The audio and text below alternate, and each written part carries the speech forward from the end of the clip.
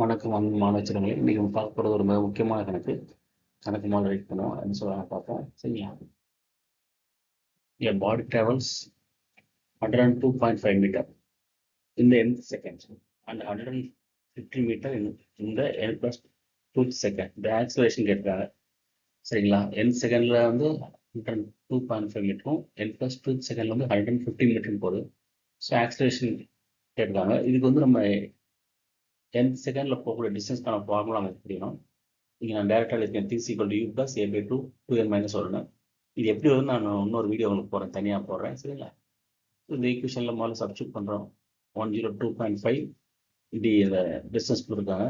Plus u plus a by two n minus one. இது வந்து n செகண்டில் போகிறது. n ப்ளஸ் 1 செகண்டில் என்ன ஆகும்? இதே ஈக்குவேஷன் வந்து எப்படி மாறணும்?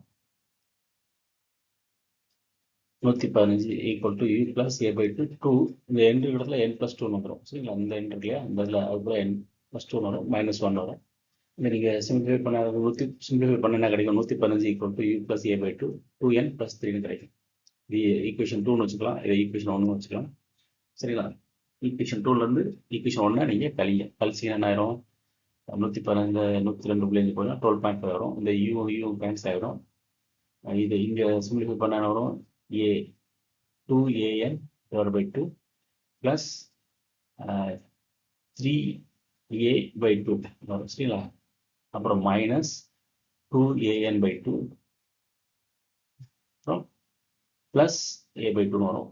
இதில் 2an பை 2 இந்த 2an பை 2 கேன்சல் ஆயிரும். மிச்சம் பிறகு 3a by 2 plus a by 2 அது நமக்கு 4a பை 2 வரும்.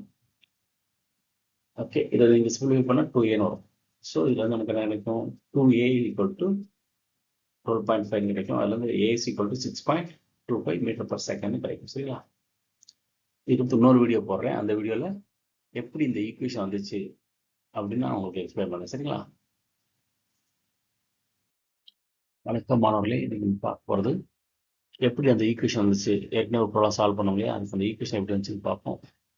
ஸோ இங்கே வந்து டிஸ்டன்ஸ் கொடுத்துருக்காங்க. டிஸ்டன்ஸ் என்ன செஞ்சுருக்காங்க?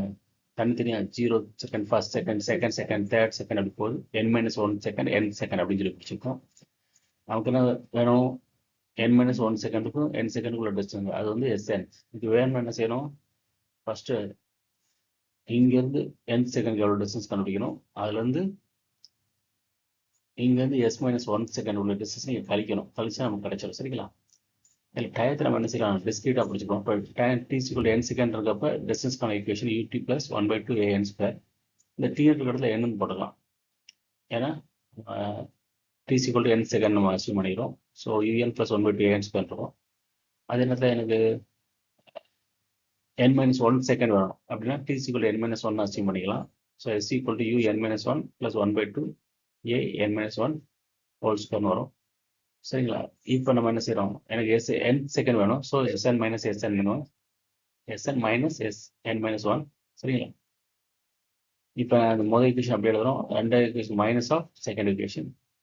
இந்த செகண்ட் ஈக்குவேஷனில் வந்து இது a - b whole formula. So enlarge பண்ண a² + b² - 2ab என்லார்ஜ் பண்ணிட்டு இதை நீங்கள் ஃபர்தராக நீங்கள் சிம்பிளிஃபை பண்ண un + 1/2 an² minus un plus u minus 1/2 an² minus a/2 plus 1/2 2an கிடைக்கும். இதில் un and un கேன்சல் ஆயிரும். 1/2 an² 1/2 an² கேன்சல் ஆயிரும். நமக்கு மிஸ் இருக்குது u minus a/2 plus an. Sorry, இங்கே மிஸ்டேக்லாம் 2n இங்கே an தான் கிடைக்கும். சரிங்களா? இந்த ஃபர்தராக நம்ம சிம்பிளிஃபை பண்ணால் u plus a/2 காமன் எடுத்தால் இங்கே ஒரு -1 வரும். இந்த இடத்துல என்ன வரும்? 2n வரும். இப்படி தான் நமக்கு அந்த ஈக்குவேஷன் பண்ணிருக்கும்.